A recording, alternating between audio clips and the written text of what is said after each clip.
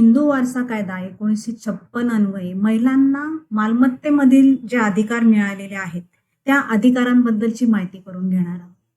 हिंदू वारसा कायदा हा 1956 साली जरी अस्तित्वात आला तरी त्यानंतरही त्यामध्ये काही दुरुस्त्या झाल्यात. 1994 साली एक दुरुस्ती झाली आहे, 2005 साली पण दुरुस्ती झाली आहे. तर या दुरुस्तीमुळे महिलांच्या अधिकारामध्ये वारसा हक्काचे काय परिणाम झालेले आहेत, कोणते बदल करण्यात आलेले आहेत, याविषयीची माहिती आपण आज करून घेणार आहोत. त्यासाठी आपण 2005 पूर्वीची एक स्थिती बघून घेऊ, ज्यामध्ये 1956चा कायदा अस्तित्वात आल्यानंतर आणि 2005 ची दुरुस्ती यातला जो मधला कालावधी आहे यामध्ये मुलींचे महिलांचे काय अधिकार होते याबद्दलची आपण माहिती करून घेऊ. 2005 पूर्वीची जी आहे दुरुस्ती त्याप्रमाणे मुलींना संयुक्त कुटुंब जे होते, एकत्र कुटुंब, त्याच्यामध्ये मालमत्तेत जन्मसिद्ध हक्क नव्हता. म्हणजे मुलगा जर आहे तर तो मुलगा जन्माला आल्याबरोबर इव्हन एवढंच नाही तर गर्भामध्ये असताना सुद्धा त्याचा हक्क निर्माण होत होता, परंतु मुलीचा हक्क हा जन्मानुसार निर्माण होत नव्हता. म्हणजे केवळ पुत्र हा कोप असणार, एक सहोदर म्हणून त्याला सहहिस्सेदार म्हणून मानला जात होता, तसं मुलीला हा हक्क नव्हता. महिलांचे हक्क असे मर्यादित होते. त्यानंतर 1994 साली एक दुरुस्ती करण्यात आली कायद्यामध्ये आणि त्या दुरुस्तीप्रमाणे ज्या महिलेचा विवाह 1994च्या पूर्वी झालेला आहे त्यांना हा मालमत्तेमधला जो सहहिस्सेदाराचा कोप असणे राईट होता तो नव्हता. ज्या महिलांचे 1994 नंतर विवाह झालेला आहे त्यांना हा राईट मिळेल, अशा प्रकारची दुरुस्ती झाली. म्हणजे विवाह कधी झालेला आहे, त्या महिलेचं लग्न कधी झालेलं आहे यावर तिला हा वारसा हक्क मिळेल की नाही मिळणार हे 94ची जी दुरुस्ती होती त्याप्रमाणे होतं. परंतु 2005 मध्ये जी दुरुस्ती करण्यात आली त्या दुरुस्तीप्रमाणे महिलांना पूर्णपणे प्रॉपर्टीमध्ये मुलाच्या सारखा समान हिस्सा मिळाला. तर तो कसा, आपण थोडी त्याचीही माहिती डिटेलमध्ये करून घेऊ की महिलांना कोणते अधिकार 2005च्या दुरुस्तीने मिळालेले आहेत. जर 1956ला पण आपण म्हणतो की मुलीला सारखा हिस्सा प्रॉपर्टीत वडील गेल्यानंतर मिळत होता, मग असा वेगळा कोणता बदल झाला की 2005ची दुरुस्ती झाली त्यामुळे महिलांना आणखी अधिकार जास्त मिळाले. तर जेव्हा 2005ची दुरुस्ती झाली त्याच्यामध्ये मुलगी जन्मताच सहहिस्सेदार ठरली गेली. जे पूर्वीच्या याच्यामध्ये फक्त मुलगा होता की जो जन्म झाल्याबरोबर त्याचा प्रॉपर्टीमधला हक्क निर्माण होत होता, तर 2005च्या दुरुस्तीनुसार मुलीलाही असा मुलासारखाच अधिकार जन्मता सहहिस्सेदार बनण्याचा मिळाला. जुन्या कायद्यामध्ये वडील हयात असताना मुलीला हिस्से वाटप मागण्याचा अधिकार नव्हता. ती हिस्सा मागू शकत नव्हती, वडील मयत झाल्यानंतरच तिला मागता येत होता. पण ती सहहिस्सेदार झाली 2005च्या दुरुस्तीमुळे, त्यामुळे वडील जिवंत असताना सुद्धा तिला हिस्सा मागण्याचा अधिकार एक प्राप्त झाला. त्यामुळे हिस्सा मागण्यासाठी वडील जिवंत आहेत अथवा नाहीयेत ही अट ह्या 2005च्या दुरुस्तीमुळे कमी झालेली आहे. आणि दुसरं म्हणजे विवाहामुळे कोणता हक्क संपत नाहीये तिचा. म्हणजे 1994ची जी दुरुस्ती होती तिच्यामध्ये विवाह कधी झालाय यावर तिचा वारसा हक्क ठरत होता, तर ती पण अट ह्या 2005च्या दुरुस्तीमध्ये काढून टाकलेली आहे. त्यामुळे एखाद्या महिलेचा मुलीचा विवाह झाला तर तिचा प्रॉपर्टीमधला हक्क निर्माण होणं किंवा संपणं हे कोणतीही गोष्ट आता 2005च्या दुरुस्तीनंतर घडत नाही. तिचा जो हक्क आहे जन्मता प्राप्त झालेला वारसा हक्क हा असाच कायम राहतो. तर यामध्ये पण 2005च्या दुरुस्तीमध्ये काही क्लिअरिटी येण्यासाठी म्हणून बरेच असे माननीय सर्वोच्च न्यायालयाचे जजमेंट आले. त्यात कधीचा राईट मिळेल, वडील मयत झाले कधी तर त्याप्रमाणे मिळेल का, असे काही संभ्रम वेगवेगळ्या प्रकारचे जजमेंट्स होते. पण 2020 साली विनीता शर्मा विरुद्ध राकेश शर्मा या न्यायनिर्णयामध्ये माननीय सर्वोच्च न्यायालयाने एक क्लिअर केली की कधी वडील मयत झालेत किंवा काय हा विषयच राहणार नाही. प्रत्येक मुलगी जी फक्त एवढीच अट की यापूर्वी हिस्से वाटप मिट्स अँड बाउंड्स प्रमाणे पूर्ण झालेले नसलं पाहिजे. जर हिस्से वाटप झालं असेल तर पुन्हा रिओपन नाही करता येणार, पण जर झालेलं नसेल तर त्या महिलेला पूर्णपणे तिचा जन्मता जो हक्क मिळतो त्याप्रमाणे तिला हिस्से वाटप करून मागण्याचा अधिकार या 2005च्या दुरुस्तीमुळे देण्यात आलेला आहे. आता आपण याच्यात मुलगी म्हणून मुलींना महिलांचे कोणते हक्क आहेत ते बघूया. तर वडिलांच्या जॉईंट हिंदू फॅमिलीची जी प्रॉपर्टी असेल, मालमत्ता असेल तिच्यातच सुद्धा समान हिस्सा मिळणार आहे. म्हणजे पूर्वीची स्वकष्टार्जित मिळकत असेल वडिलांची स्वतःची, त्यात हिस्सा तिचा इक्वल मुलांच्या बरोबरचा होता. पण 2005च्या पूर्वी तिचा एकत्र कुटुंबातली जी मिळकत आहे जॉईंट प्रॉपर्टी त्याच्यामधला हिस्सा जन्मता प्राप्त होत नव्हता. म्हणून हा बदल जो होता तो 2000 मुलींच्या हिस्स्यामधला 2005च्या दुरुस्तीमुळे त्यांना संयुक्त वडिलांची जी काही संयुक्त कुटुंबाची मालमत्ता आहे त्यात सुद्धा समान हिस्सा मिळण्याचा अधिकार प्राप्त झाला. तसेच वाटणी हिस्से वाटप मागण्याचा पण अधिकार प्राप्त झाला मुलीला. ती हिस्से वाटपासाठी दावा दाखल करून तिचा हिस्सा मागू शकते.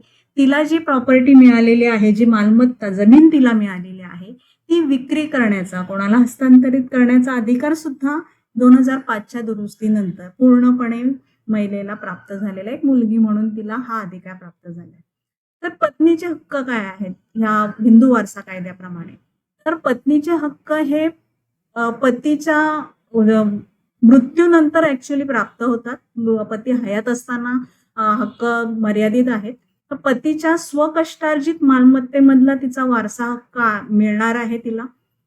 जर एखाद्या पतीने त्याची वसियत केली नसेल, मृत्यूपत्र केलं नसेल, तर तिला प्रॉपर्टी मधला हक्क हिंदू वारसा कायद्याप्रमाणे तिची पहिलं जे शेड्यूल दिलेलं आहे याच्यामध्ये वारसा हक्काचे पहिले कोण कोण वारस ठरतात, त्यानंतर कोण ठरतात. पहिल्या शेड्यूल मधले वारस फर्स्ट क्लासचे वारस नसतील तर मग कोणते वारस ठरतात, तर 2 नंबरच्या याच्यामध्ये जे दिले त्याप्रमाणे. पण पत्नी म्हणून पहिलं फर्स्ट शेड्यूलचे वारस आहेत त्याच्यामध्ये वारसा हक्क पत्नीला पतीच्या मालमत्तेमध्ये मिळतो. नंतर संयुक्त कुटुंबाच्या मिळकतीत ती सहहिस्सेदार नसते. म्हणजे जसं मुलगी असते सहहिस्सेदार म्हणून, तशी पत्नी संयुक्त कुटुंबाच्या प्रॉपर्टीमध्ये सहहिस्सेदार नसते. तर तिला पती मयत झाल्यानंतर तिचा वारसा हक्क जसे कलम 8 मध्ये तिला जो पतीच्या मिळकत मधला वारसा हक्क मिळणार आहे तसा हा हक्क मिळण्याचा अधिकार फक्त असतो. आता आई म्हणून कोणते हक्क आहेत एखाद्या महिलेचे? तर मुलाच्या मृत्यूनंतर ही प्रथम श्रेणी जे फर्स्ट शेड्यूल आहे त्या याच्यामध्ये आईचा हक्क दिला. म्हणजे जर तुम्ही लक्ष दिलं त्याच्यामध्ये तर वडिलांना मुलगा मयत झाल्यानंतर प्रथम श्रेणीचे जे वारस आहेत त्याच्यामध्ये वडिलांचा समावेश नाहीये पण आईचा आहे. म्हणजे वारस कोण होतात एखादा पुरुष मयत झाल्यानंतर? तर त्याची आई, पत्नी, मुलगा, मुलगी, मयत मुलाचे मुलं, मयत मुलीचे मुलं हे वारस होतात. परंतु वडील पहिल्या श्रेणीतले वारस नाहीयेत पण आई आहे. आई ही पहिल्या श्रेणीतील वारस आहे. अविवाहित मुलगा असल्यास आईला हक्क जास्त मिळतात कारण इतर कोणी वारस त्याच्यामध्ये नसणार, त्यामुळे मुलगा मयत झाल्यावर मग ती मालमत्ता आईला मिळू शकते. विवाहित मुलगा असेल तर मग पत्नी आणि आई, मुलं यांचा एक समान हिस्सा त्याच्यामध्ये निर्माण होतो. तर विधवेचे हक्क आपण म्हणतो म्हणजे पती मयत झाल्यानंतर पतीची जी सर्व मालमत्ता आहे त्या मालमत्तेमध्ये तिला एक विधवा म्हणून त्याची पत्नी म्हणून तिला अधिकार आहेत मालमत्तेमध्ये. तिचा जो हिस्सा आहे तो इतर वारसांसारखाच समान हिस्सा तिला मुलगा मुलगी यांच्यासोबतचा मिळतो. आणि हा जो तिला मिळणारा हिस्सा, ती विधवा झाली आहे आणि तिला प्रॉपर्टीत हिस्सा मिळाला, पण जर तिने पुन्हा विवाह केला तर हा तिचा हिस्सा तिथनं जाईल का हा प्रश्न पण असतो बऱ्याच जणांना. दुसरं लग्न केलं आता तिने नवरा मयत झाल्यावर, मग काय तिला प्रॉपर्टी मधला हिस्सा का द्यायचा हा प्रश्न पण येतो बऱ्याच जणांनी. पण तिला पती मयत झाल्यानंतर तिला प्रॉपर्टीतला राईट तयार झालेला आहे आणि तो तिचा स्वतःचा पूर्ण मालकी हक्काचा हक्क निर्माण होतो. त्यामुळे जरी तिने दुसरा विवाह केला तरीही तिला तिचा मालमत्तेमधला हक्क तसाच कायम राहतो. ही विधवा ही पूर्ण प्रॉपर्टीची तिच्या हिश्श्याची मालकीण ठरते. तर महिलांची स्वतंत्र मालमत्ता त्याबद्दल काय कायद्यात तरतूद आहे? तर महिलेला मिळालेली मालमत्ता ही तिची पूर्ण मालकीची असते. तिला असं जे त्या प्रॉपर्टीचं मालमत्तेचं तिला जे करायचं तिच्या इच्छेप्रमाणे ती करू शकते. मृत्यूपत्र करू शकते, ती मालमत्ता कोणाला द्यायची आहे, काय करायचंय तिचं तशा प्रकारे विल्हेवाट लावू शकते. तिला विकायची असेल तर ती विकू शकते, कोणाला बक्षीस दान जे द्यायचं असेल ते ती करू शकते. ही पूर्ण तिच्या मालकीची मालमत्ता असते. तर एक स्त्रीधन हे सुद्धा तिच्या पूर्ण मालमत्तेमध्ये समावेश होतं. आता स्त्रीधन म्हणजे काय? तर एखाद्या महिलेला तिची जी तिला कोणी दिलेले गिफ्ट असेल, आपण आता बघतो लग्नामध्ये सासरचे मंडळी काही दागिने करत असतात, मंगळसूत्र, काही दागिने माहेरच्या मंडळी करत असतात. त्या व्यतिरिक्त इतर नातेवाईकही काही भेटवस्तू देत असतात. ते मग पतीकडचे असतील किंवा तिच्या आई वडिलांकडचे नातेवाईक असतील. पण तिला जी मिळालेली जी काय भेटवस्तू, जेवढं तिचा वारसा हक्क, कमाई, हे सर्वांचा समावेश तिच्या मालमत्तेमध्ये होतो. म्हणजे जरी ते पतीने लग्नाच्या वेळेला तिला काही दागिने केलेले असतील, तर त्याचा मालकी हक्क पण तिचाच एकटीचा राहतो, पतीचा राहणार नाही. त्याला ते मागिने मागता येणार नाहीत, कारण ते तिचं स्त्रीधन म्हणून मानलं जातं. त्यामुळे महिलांची जी प्रॉपर्टी जी काय असेल, तिला मिळालेले वारसा हक्काने असेल, स्त्रीधन म्हणून असेल, कोणी दिलेल्या भेटवस्तू, तिची स्वतःची कमाई, ही सर्व मालमत्ता ही महिलेची स्वतःची स्वतंत्र मालमत्ता म्हणून मानली जाते. त्याच्यावर कोणत्याही प्रकारचे निर्बंध नाहीत, कोणत्याही अटी नाहीत.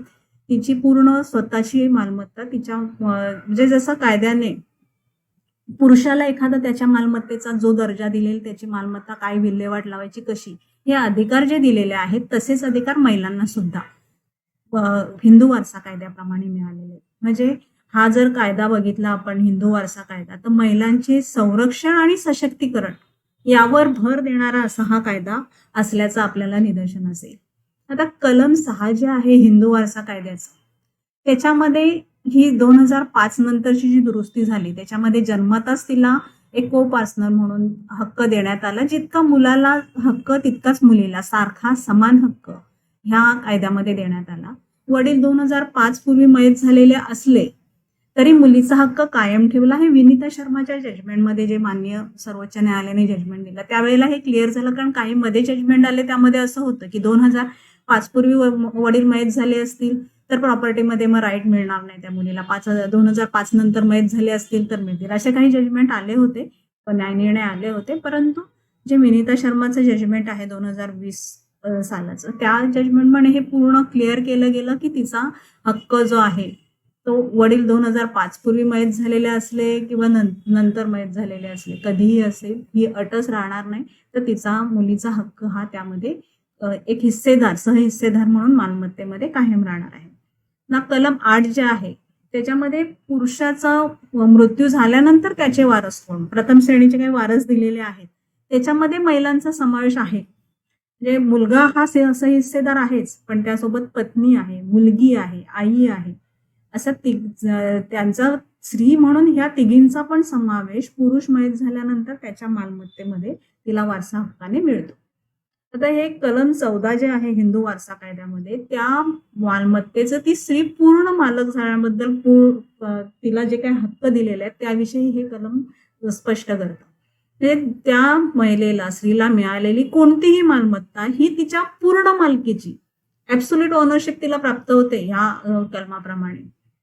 म्हणजे तिचा आधीचा जो मर्यादित हक्क ही जी काही संकल्पना होती ही पूर्णपणे ह्या हिंदू वारसा कायद्याप्रमाणे काढून टाकलेली आहे.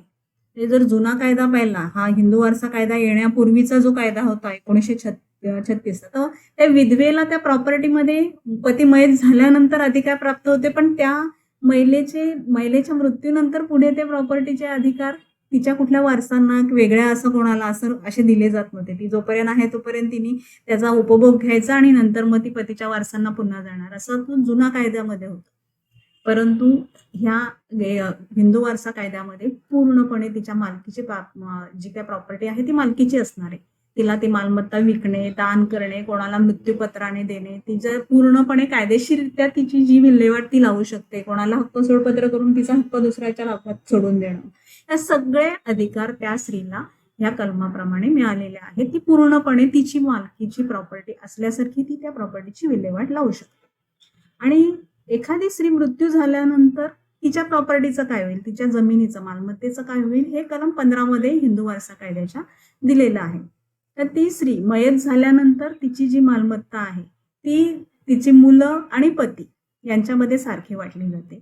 जर मुलं आणि पती नसतील तर मग कोणाला जाईल, तर ती पतीच्या वारसांना जाईल. पतीच्या वारसांना किंवा आई वडिलांना, तर ते कशावर ठरतं, जर ती मालमत्ता त्या स्त्रीला तिच्या पतीकडून मिळालेली मालमत्ता असेल तर तिच्या पतीच्या वारसांना मिळेल. आई वडिलांकडून मिळालेली मालमत्ता तिची असेल तर मग ती मयत झाल्यावर तिच्या आई वडिलांच्या वारसांना ती मालमत्ता मिळेल, मग पतीच्या वारसांना नाही मिळणार. असं याबद्दलची तरतूद जी आहे ती कलम 15 मध्ये हिंदू वारसा कायद्यामध्ये दिलेली आहे. तर महिलांचे जे वारसा हक्काची जी पद्धत आहे, तर तो हिस्सा कशा प्रकारे दिला जाईल कोणाला, तर कलम 16 मध्ये याची तरतूद दिलेली आहे की जो हिस्सा देण्याबद्दलचं जो कलम 15 मध्ये जे नमूद केलेलं आहे की कोण कोण हिस्सेदार आहेत, तर त्या सगळ्यांना सारखा हिस्सा मिळण्याची तरतूद या कलमाप्रमाणे दिलेली आहे. म्हणजे जेवढे वारस आहेत त्यांना समान हिस्सा मिळेल, कोणताही भेदभाव या कलमाप्रमाणे किंवा कायद्याप्रमाणे केलेला नाही. म्हणजे एखादी पत्नी आणि ती असणारं तिचं संयुक्त कुटुंब, तिच्या पतीच, तर हे जे आहे ती त्याच्यात कोपासणार नसते पत्नी म्हणून त्या कुटुंबात, तर तिचं तिथे पतीच्या मृत्यूनंतर तिला हिस्सा मिळतो. मुलीचं तसं नाही, मुलगी जन्मता त्या कुटुंबाची हिस्सेदार ठरते. पण बरेच जणांना बोलताना ऐकतो की मुलीला माहेरी पण प्रॉपर्टीत राईट मिळेल, सासरी पण मिळेल, सगळं स्त्रियांना द्यायचं, पुरुषांचा विचार नाही केला जात, अशा प्रकारचं म्हटलं जातं. जर आपण बघितलं समाजात तर खूप जणांची याबद्दल असे विचार आपल्याला ऐकायला मिळतील. पण पत्नीचा हक्क जो आहे तो पतिमयत झाल्यानंतरच आहे. त्याच्या आधी ती कोपासनर म्हणून जसं मुलींना तिच्या मालकी हक्काची प्रॉपर्टी जन्माला आल्यापासून तिला संयुक्त कुटुंबातल्या मालमत्तेत जो हिस्सा मिळतो तसा पत्नीला नसतो. ती पत्नी कोपासनर म्हणून समजली जात नाही. तर जेव्हा पती मृत्यू होतो पतीचा, तेव्हाच तिला वारसा हक्क मिळतो. आणि मग तो पतीचा जो हिस्सा असेल त्या हिस्सामधला तिचा वारसा हक्क, मग ते मुलं किती आहेत, मुली किती आहेत, काही वारस ठरते. हे जे वारस दिलेले आहेत कलम 8 प्रमाणेचे, त्या वारसांमध्ये पत्नीचा पण हिस्सा निर्माण होतो.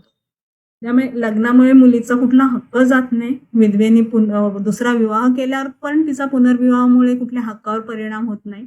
आणि स्त्रीच्या मालमत्तेवर कोणाचाही जबरदस्ती अधिकार नाही. तर ती मालमत्ता ही तिची पूर्णपणे स्वतःच्या मालकीची मालमत्ता म्हणून तिचा जो हक्क त्या कायद्याप्रमाणे जो हिस्सा तिला मिळणार असतो त्या हिस्स्यावर तिचा अधिकार राहणार आहे. हा हिंदू वारसा कायद्यामुळे मुलींना पूर्णपणे, स्त्रियांना एक स्वतःच्या पायावर उभं राहण्यासाठी दिलेलं एक मोठं पाठबळ आहे. कायद्याची तरतुदीमुळे तिला एक मोठा आधार मिळालेला आहे की ज्यामुळे ती कोणावर अवलंबून न राहता स्वतःचं जीवन स्वतः चांगल्या प्रकारे उपभोग घेऊ शकते. थँक्यू. तुम्हाला जर हा व्हिडिओ आवडला असेल तर नक्कीच लाईक करा, चॅनलला सबस्क्राईब करा आणि बेल आयकॉनला क्लिक करा. थँक्यू.